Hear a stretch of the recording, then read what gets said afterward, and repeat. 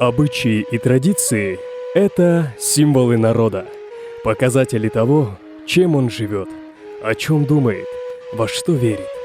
Частью культуры каждого народа является сохранение своих обычаев, традиций, обрядов и праздников, которые формировались на протяжении нескольких столетий. Давайте отправимся в путешествие по национальным духовным традициям Казахстана. Бесикке Салу – традиционный казахский обряд, связанный с рождением ребенка. Это торжественное мероприятие устраивают, когда младенца первый раз кладут в бесик. У казахов бесик считается золотым гнездом младенца, и обряд Бесикке Салу является одним из самых значимых и почитаемых. Далее, когда ребенок подрастал, проводился Цаокесу – обычай, по которому старейшина завязывает ножки ребенку пестрой веревкой и водит вокруг собравшихся гостей. Светлая нить обозначает хорошее в жизни, темное – плохое, тяжелое. Ребенок должен самостоятельно научиться преодолевать трудности и с достоинством пройти через славу. Зарождение новой семьи во все времена считалось большой радостью. Обряд Сырға Салу закрепляет за девушкой официальный статус невесты. Засватанной девушке уважаемые женщины семьи продевают золотые серьги в уши.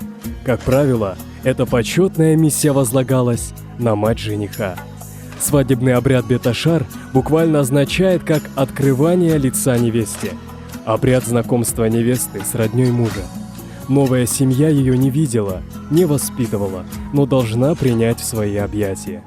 Салем Салу – поклон снохи. Молодая келен, здороваясь в знак уважения к старшим, должна делать салем – поклон перед новыми родственниками, чтобы показать уважение, когда все готовы принять нового человека в семью, в свой род, в свое сердце.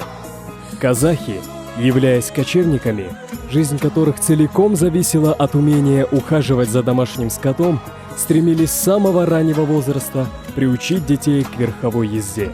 Поэтому у казахов много обычаев, связанных с лошадью, одним из которых и является Ашамайға мінгізу – первое сажание в седло. Так проходят одни из красивейших и важных в воспитательном отношении казахских обрядов. Без прошлого нет настоящего.